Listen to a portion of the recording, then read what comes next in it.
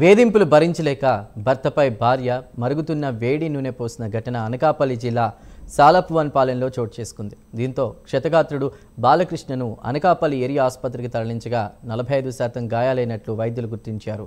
అనంతరం మెరుగైన వైద్యం కోసం విశాఖ కేజీహెచ్కు తరలించారు. సంఘటనా స్థలికి చేరుకుని అక్కడ పోలీసులు పరిశీలించారు. కేసు నమోదు చేసి దర్యాప్తు చేస్తున్నట్లు తెలిపారు.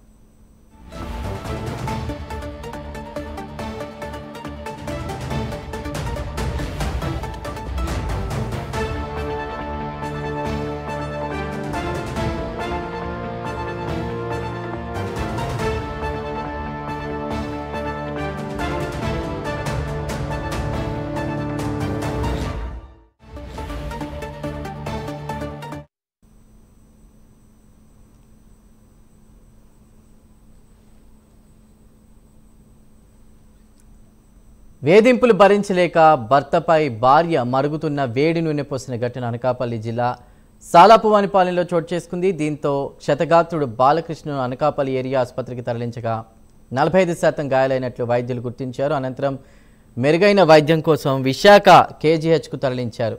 సంఘటనా స్థలికి చేరుకున్న పోలీసులు కేసు నమోదు చేసి దర్యాప్తు చేసినట్లు తెలిపారు.